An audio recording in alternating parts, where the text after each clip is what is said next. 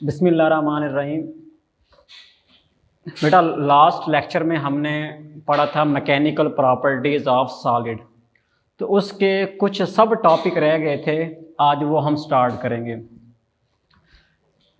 Topic का नाम क्या है? Mechanical properties of solid. उसका सब टॉपिक है elastic limit and yield strength. ये आपका लॉन्ग क्वेश्चन भी है, आपका शॉर्ट क्वेश्चन भी है और आपके एमसीक्यूज भी हैं। तो हम क्या करते हैं, सबसे पहले इस क्वेश्चन में हमने समझना क्या है।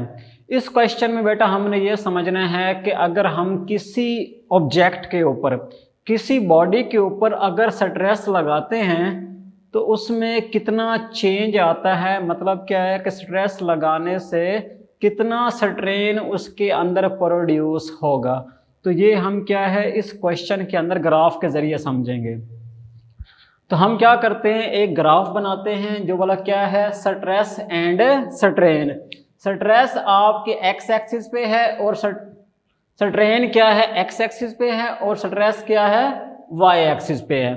तो इसका बेटा जो सबसे पहला पॉइंट है वो वाला क्या है, इसका सबसे पहला पॉइंट क्या है, प्रोपोर्शनल लिमिट। प्रोपोर्शनल लिमिट का मतलब ये है कि अगर आप किसी ऑब्जेक्ट के ऊपर जितनी स्ट्रेस लगाओगे उतना ही क्या है उसके अंदर स्ट्रेन प्रोड्यूस होगा। मतलब क्या है कि यहाँ पे स्ट्रेस डायरेक्टली प्रोपोर्शनल टू क्या है, स्ट्रेन है। तो हम ग्राफ के जरिए उसको समझते हैं कि यहाँ पे 0 0 है, मीन अभी तक हमने उसके ऊपर किसी किस्म की स्ट्रेस नहीं लगाई, तो उसके अंदर कोई स्ट्रेन भी, कोई डिफॉर्मेशन प्रोड्यूस नहीं हुई। तो स्ट्रेस भी 0 है और स्ट्रेन भी क्या है, 0 है। तो बेटा अब यहाँ पे ग्राफ देखो, जैसे जैसे हम स्ट्रेस लगा रहे हैं वैसे वैसे ही क्या है उसके अंदर स्ट्रेन मीन डिफॉर्मेशन प्रोड्यूस हो रही है। तो ये आपका ग्राफ बना फ्रॉम O टू A। इसको बोलते हैं प्रोपोर्शनल लिमिट, मीन जितनी स्ट्रेस लगाओगे उतना ही क्या है स्ट्रेन प्रोड्यूस होगा। ओके हो गया। तो इसको मैंने इंडिकेट किया O से A। अगला पॉइंट ये है कि अगर हम A पॉइंट पे अगर मैं फोर्स लगा रहा हूँ किसी ऑब्जेक्ट पे तो उसमें चेंज आ रहा है। एक ऐसा पॉइंट आएगा अगर मैं एक्सटर्नल स्ट्रेस को, फोर्स को रिमूव करता हूं तो वो चीज़ क्या है, अगेन अपनी उसी पोजीशन पे वापस आ जाएगी। तो इसको बेटा बोलते हैं प्रोपोर्शनल लिमिट बोलते हैं। हुक्स लॉ अगला पॉइंट क्या है, हुक्स लॉ। हुक्स लॉ भी बेटा आपका यही है कि जितनी स्ट्रेस लगाओगे उतना ही क्या है स्ट्रेन प्रोड्यूस होगा।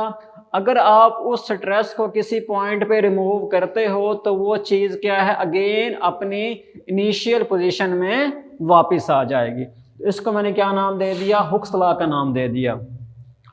उसके बाद तो O से A पॉइंट को मैंने क्या नाम दे दिया, सिग्मा क्या है, सिग्मा P बेटा क्या हो गया, आपका प्रोपोर्शनल लिमिट हो गई। क्या बोला, प्रोपोर्शनल लिमिट। और O से A को हम क्या कहते हैं, इलास्टिक लिमिट भी कहते हैं। इलास्टिक लिमिट का बेटा मतलब क्या है कि अभी अगर आप फोर्स को रिमूव करते हो तो वो अगेन अपनी मेन पोजीशन पे, अपनी ओरिजिनल पोजीशन पे वापस आ सकता है। तो इसको हम इलास्टिक लिमिट भी कहते हैं। अब उसके बाद बेटा क्या है, तीसरा पॉइंट क्या है, बोला इलास्टिक डिफॉर्मेशन है। अब क्या है, आप A से ऑनवर्ड जा रहे हो तो इसको मैंने क्या नाम दे दिया, इलास्टिक डिफॉर्मेशन का A से B। अब यहाँ पे ये होगा कि थर्ड पॉइंट इलास्टिक डिफॉर्मेशन में आपके स्ट्रेस और स्ट्रेन डायरेक्टली प्रोपोर्शनल नहीं होगी। इसका मतलब ये है कि अगर आप ज़्यादा फोर्स लगाओगे, क्योंकि एक ऐसा पॉइंट आता है कि अगर आप ज़्यादा फोर्स लगाते हो तो तब उस चीज़ में चेंज आता है। तो यहाँ पे A से B में स्ट्रेस और स्ट्रेन डायरेक्टली प्रोपोर्शनल नहीं होंगी, लेकिन यहाँ पे एक पॉइंट कॉमन होगा कि अगर B तक जाने के बाद भी आप फोर्स को रिमूव करते हो तो वो चीज़ क्या है, अगेन अपनी मेन पोजीशन पे वापस आ जाएगी। तो वो क्या बन गया, आपका ग्राफ बन गया A से B बन गया। चौथा पॉइंट क्या है, यील्ड पॉइंट। ये जो बेटा B है ना, ये बी वाला क्या है, यील्ड पॉइंट है। यील्ड पॉइंट का मतलब क्या है कि बी के बाद कि एक ऐसा पॉइंट आता है जब आपकी उस चीज में, उस स्पेसिमेन मीन उस ऑब्जेक्ट के अंदर एक चेंज आना स्टार्ट हो जाता है। चेंज का मतलब क्या है कि एक ऐसा पॉइंट जहां पे अगर आप अपनी एक्सटर्नल स्ट्रेस फोर्स को रिमूव करते हो तो वो चीज़ क्या है, अपनी ओरिजिनल पोजीशन में वापस नहीं आएगी। इसको बोला क्या बोलते हैं, यील्ड स्ट्रेंथ बोलते हैं, जिसके बाद बॉडी अपनी मेन पोजीशन पे वापस नहीं आएगा। तो वो बोला कहाँ से स्टार्ट होती है, बी से ऑनवर्ड। उसके बाद क्या है, प्लास्टिसिटी है। अगला पॉइंट क्या है बेटा आपका, पांचवा पॉइंट क्या है, प्लास्टिसिटी। जब आप बी से गुजरते हो तो वो चीज़, प्लास्टिसिटी का मतलब क्या होता है कि उस चीज़ के अंदर परमानेंट चेंज आ गया है। इसका मतलब भी वही है कि अगर आप किसी पॉइंट पे एक्सटर्नल फोर्स को रिमूव करते हो तो वो ऑब्जेक्ट अपनी मेन पोजीशन पे, ओरिजिनल पोजीशन में वापस नहीं आता। तो ये प्लास्टिसिटी आपका शॉर्ट क्वेश्चन भी है। छठा पॉइंट क्या है, अल्टीमेट टेंसाइल स्ट्रेस, जिसको हम यूटीएस भी कहते हैं, अल्टीमेट टेंसाइल स्ट्रेस। इसका मतलब क्या है कि आप बी से ऑनवर्ड आ रहे हो, मतलब ये है कि आप उसके ऊपर फोर्स लगाते जा रहे हो और उसके अंदर क्या है, परमानेंट चेंज आता जा रहा है। एक ऐसा पॉइंट आएगा जिस पॉइंट पे वो और आपकी स्ट्रेस फोर्स को बेयर नहीं करेगा, उसको बोलते हैं अल्टीमेट टेंसाइल स्ट्रेस। इसका मतलब ये है कि इतना ही इसकी लेंथ के अंदर इजाफा हो सकता है, इससे ज़्यादा नहीं हो सकता। तो इसको हम नॉमिनल स्ट्रेंथ भी कहते हैं कि नॉर्मल स्ट्रेंथ इतनी ही है इस चीज़ की, तो उसको बोलते हैं अल्टीमेट टेंसाइल स्ट्रेस। मतलब ये है कि a material which can stand, जो इतनी स्ट्रेस पे स्टैंड कर सकता है, उसको बोला क्या कहेंगे, यूटीएस कहेंगे। तो वो बोला कहाँ पे आता है, सी पॉइंट पे आता है। अब आप अगर सी से आगे जाते हो, इसका मतलब ये है कि अगर आप थोड़ी सी और फोर्स लगाते हो तो वो चीज़ क्या है बेटा, आपकी फ्रैक्चर हो जाएगी, टूट जाएगी। तो आखिरी पॉइंट बोला क्या होगा, डी होगा। तो इसको बोला मैं क्या कहूँगा, सिग्मा एफ कहूँगा। सिग्मा एफ का मतलब क्या है कि फ्रैक्चर स्ट्रेस, कि एक ऐसा पॉइंट आएगा जब वो मज़ीद स्ट्रेस को बेयर नहीं करेगा तो वो क्या हो जाएगा, ब्रेक हो जाएगा। इसको क्या बोलेंगे, fracture stress. At the end आपका इस टॉपिक के आखिरी पैराग्राफ में एक शॉर्ट क्वेश्चन है, very important, ductile and brittle substances. Ductile का मतलब ये होता है कि अगर आपने किसी चीज़ के ऊपर फोर्स लगाई है तो जब उसकी इलास्टिक लिमिट ख़त्म होगी, इलास्टिक लिमिट का मतलब क्या है कि अगर मैं फोर्स को रिमूव करता हूँ तो वो अगेन अपनी पोजीशन में वापस आ सकता है। तो इलास्टिक लिमिट ख़त्म होने के बाद वो ब्रेक नहीं होगा, बल्कि क्या है, पहले वो परमानेंट चेंज होगा, मीन उसकी लेंथ में और इजाफा होगा। उसके बाद अगर आप और फोर्स लगाते हो तो वो क्या है, ब्रेक हो जाएगा। इसको बोला क्या बोलते हैं, डक्टाइल सब्सटेंसेस बोलते हैं। मीन इलास्टिक के बाद, इलास्टिसिटी के बाद वो फिर क्या आएगा, प्लास्टिसिटी, मीन परमानेंट चेंज में आएगा, उसके बाद जाके ब्रेक होगा। इसको बोलेंगे डक्टाइल। अगला पॉइंट क्या है, इसकी एग्जांपल भी बुक में दी हुई है। उसके बाद अगला क्या है, ब्रिटल सब्सटेंसेस। ब्रिटल का मतलब क्या है कि जैसे ही उस चीज़ की इलास्टिक लिमिट क्रॉस होगी, इलास्टिक लिमिट वही है कि फोर्स छोड़ोगे तो वो अगेन अपनी पोजीशन पे वापस आ जाए, तो वो परमानेंटली चेंज नहीं होगा, बल्कि इलास्टिक लिमिट के क्रॉस होते ही वो क्या हो जाएगा, ब्रेक हो जाएगा। तो उसको बोला क्या बोलेंगे, ब्रिटल सब्सटेंसेस। इसकी एग्जांपल क्या है, रॉट आयरन है आपका, ग्लास और रॉट आयरन। अब ये टॉपिक आपका मुकम्मल हो गया। उसके बाद बेटा अगला आपका वेरी इंपॉर्टेंट लॉन्ग क्वेश्चन है, और वो बोला क्या है, strain energy in deform material. Deform का मतलब वही है कि उसको चेंज करना, उसको ब्रेक करना। तो सबसे पहले डिफाइन करेंगे the amount of strain energy को डिफाइन करेंगे, फिर इसको एक्सप्लेन करेंगे। Amount of energy which is used to deform the material, which is used to break the material, उसको क्या कहेंगे, डिफॉर्म द मटेरियल। इसको बोला क्या कहेंगे, स्ट्रेन एनर्जी कहेंगे। उसके बाद अब इसकी एक्सप्लेनेशन करते हैं। मैं लेट करता हूँ बेटा कि मेरे पास एक स्ट्रिंग है, उसको मैंने क्या किया है, वर्टिकली क्या किया, उसको हैंग किया है। तो मैंने क्या कि एक स्ट्रिंग लिया, mean in the form of spring, उसको मैंने क्या किया, वर्टिकली हैंग किया। अभी क्या है, मैंने इसके साथ कोई वेट अटैच नहीं किया। जैसे ही मैं क्या करता हूँ, इस स्ट्रिंग के साथ वेट अटैच करता हूँ तो उसकी लेंथ में क्या है, इजाफा हो जाएगा। उसकी लेंथ में क्या है, एक एक्सटेंशन आ जाएगी। तो इसका मतलब क्या है कि जैसे ही आपने वेट क्या बना, वेट इसके साथ लटकाया, अटैच किया, तो इसमें क्या आ गई, एक्सटेंशन आ गई। अब यहाँ पे कितनी एक्सटेंशन आई है, उसको बेटा मैंने क्या नाम दे दिया, एल का नाम दे दिया। जो मैंने वेट लटकाया है उसको बोला मैंने क्या नाम दे दिया, फोर्स का नाम दे दिया। इसका मतलब क्या है कि जितना ज़्यादा वेट या फोर्स यहाँ पे लगाते जाओगे उतना ही क्या है, उस स्ट्रिंग के अंदर एक्सटेंशन बढ़ती जाएगी। तो अब मैंने क्या करना है, मैंने यहाँ पे ये प्रूफ करना है कि कितनी फोर्स लगाऊंगा तो उसके अंदर कितनी एक्सटेंशन पैदा होगी। इसको बोला मैं क्या कहूँगा, स्ट्रेन एनर्जी कहूँगा। इसको आप सिंपली वर्क डन भी कह सकते हैं। अब देखें, फोर्स भी आपके पास है, एक्सटेंशन भी है। एक्सटेंशन मीन क्या है, डिस्प्लेसमेंट। तो आप यहाँ से स्ट्रेन एनर्जी वर्क निकाल सकते हैं। तो वर्क डन का फार्मूला क्या होगा, force multiply extension. Force F हो गई और कितना उस स्ट्रिंग के अंदर इलांगेशन हुई है उसको मैंने क्या नाम दे दिया, एल का नाम दे दिया। अब मैं क्या करता हूँ, इसी चीज को ग्राफ के जरिए समझता हूँ। अब यहाँ पे क्या लफ्ज था, फोर्स एक्सटेंशन ग्राफ। तो एक्सटेंशन अलॉन्ग एक्स एक्सिस आ गई और फोर्स अलॉन्ग वाई एक्सिस आ गई। अब यहाँ पे देखो बेटा, जैसे जैसे मैं अपनी फोर्स को बढ़ाता जा रहा हूँ 0 से F1, वैसे ही क्या है उस स्ट्रिंग के अंदर एक्सटेंशन बढ़ती जा रही है और वो क्या हो गई बोला, L1 हो गई। हम लोगों ने फर्स्ट ईयर में चैप्टर 4 से F1, वैसे ही क्या है उस स्ट्रिंग के अंदर एक्सटेंशन बढ़ती जा रही है और वो क्या हो गई बोला, L1 हो गई। हम लोगों ने फर्स्ट ईयर में चैप्टर 4 में पढ़ा था कि वर्क डन का फार्मूला लगाने के लिए हमारी फोर्स बोला क्या होनी चाहिए, कांस्टेंट होनी चाहिए। तो हम क्या करेंगे, सबसे पहले अपनी फोर्स को कांस्टेंट बनाएंगे। तो मैं क्या करता हूं, जो O से L1 जो लेंथ है उसको क्या करता हूं, स्मॉल पैचेस में डिवाइड करता हूं। तो स्मॉल पैचेस आपके ये हो जाएंगे इस तरह करके।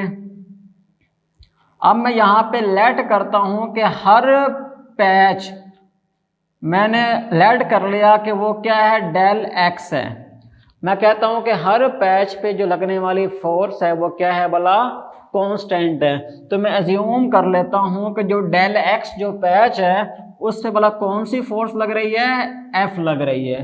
तो यहाँ पे अगर आप वर्क डन निकालते हो तो वर्क डन बेटा आपका यहाँ पे क्या हो जाएगा, work done is equal to क्या होगा, एफ ये वाली फोर्स हो गई मल्टीप्लाई क्या हो गई, एक्सटेंशन डेल एक्स, मीन उसमें कितना इजाफा हुआ है वो यहाँ पे क्या हो जाएगा, डेल एक्स हो जाएगा। ओके हो गया। अब ये क्या था, जस्ट वन पैच का वर्क डन था जिसकी फोर्स एफ है और उसकी वाला एक्सटेंशन क्या है, डेल एक्स है। अब मैं क्या करता हूं, जो मेरे पास ट्राइएंगल बनी हुई है ओ ए और ये क्या है बोला, बी है। अब मैं क्या करता हूं, ट्राइएंगल, टोटल ट्राइएंगल का बोला क्या है, वर्क डन निकालता हूं। तो ये बेटा क्या बनेगा, work done is equal to area of del O A B. तो इसका फॉर्मूला क्या होता है, 1/2 ओ ए, ये बेटा आपका ए पॉइंट ओ ए, और ये क्या हो गया, ए से बी हो गया। तो अब क्या करोगे, वर्क डन क्या हो गया बेटा, 1/2 ए हो जाएगा आपका यहाँ पे। उसके बाद क्या है, ओ ए है, ओ से ए क्या हो गया, L1 हो गया, ए से बी क्या हो गया आपका F1। तो आपने क्या किया, यहाँ पे पुट कर दिया। अब मैं क्या करता हूँ, इसी को निकालता हूँ in the form of modulus of elasticity.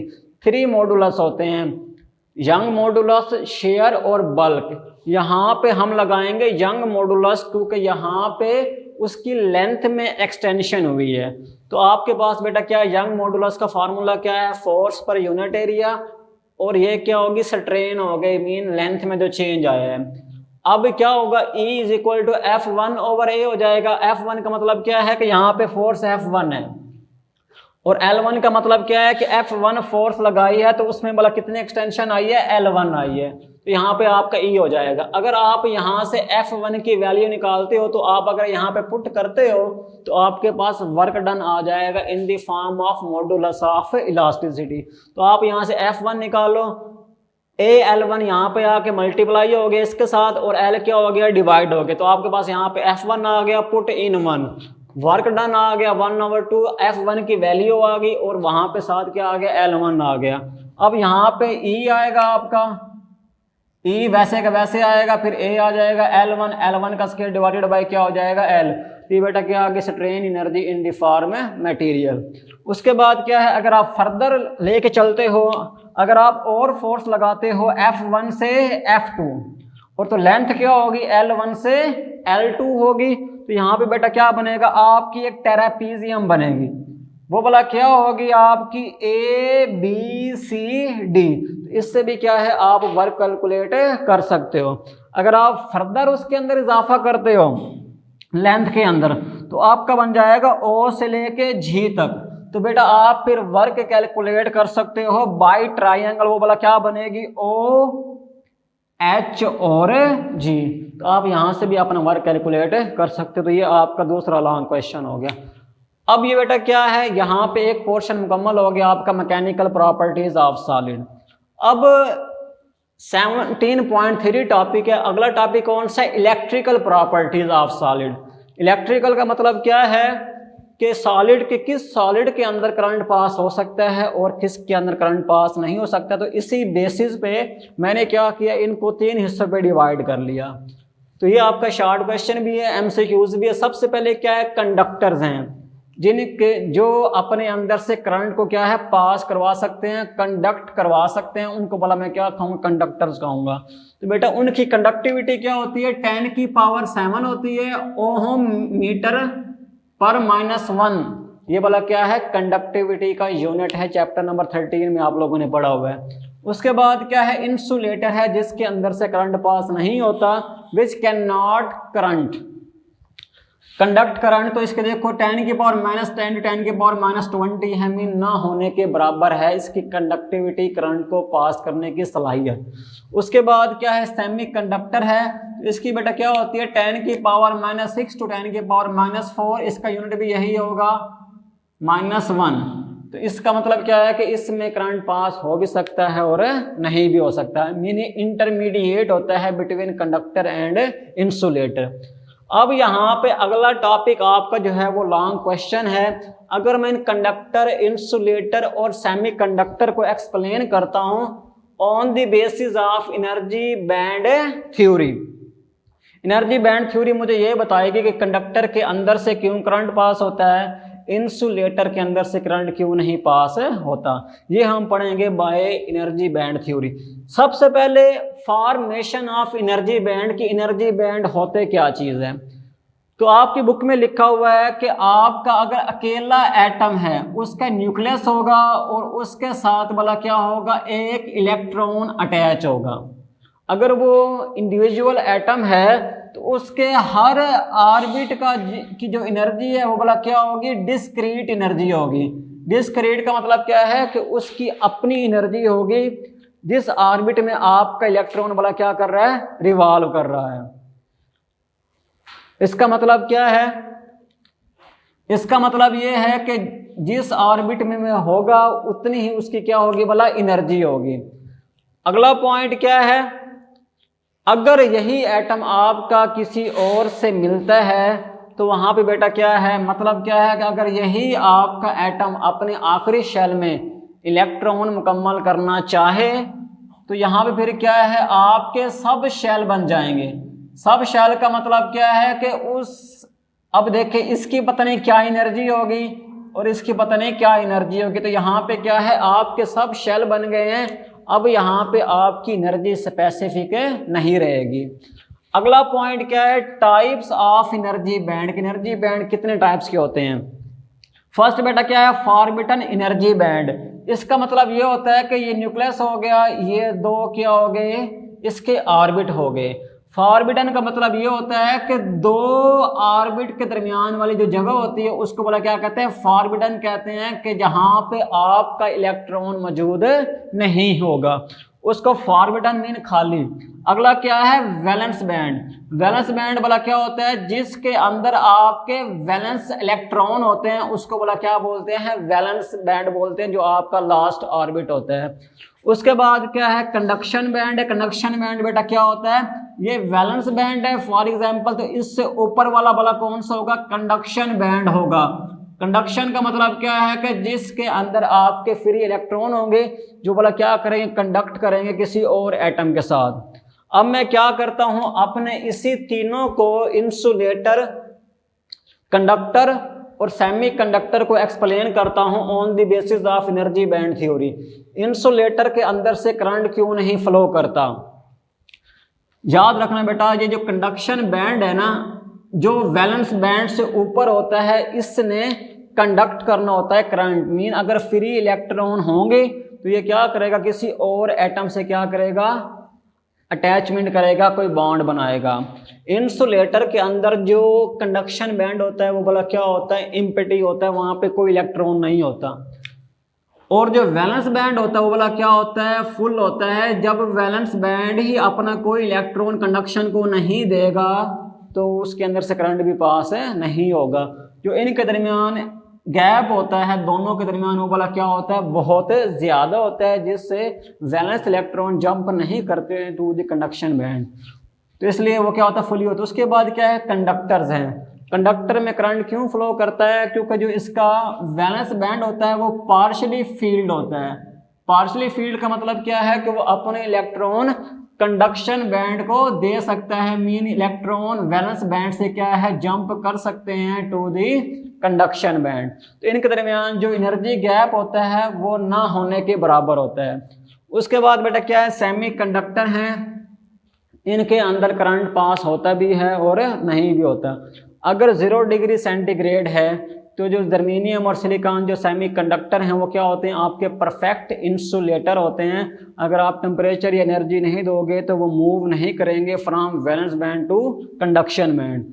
इसके अलावा क्या है, जो इनके दरमियान एनर्जी गैप होता है, आप लोगों ने MCQs याद रखना है कि वो वाला कितना होता है, 1 इलेक्ट्रॉन वोल्ट होता है। इसमें भी आपका यही होता है, पार्शियली फील्ड कंडक्शन बैंड होता है और पार्शियली फील्ड क्या होता है, वैलेंस बैंड होता है। तो इस तरह करके बेटा आपके टॉपिक मुकम्मल हो गए। Best of luck.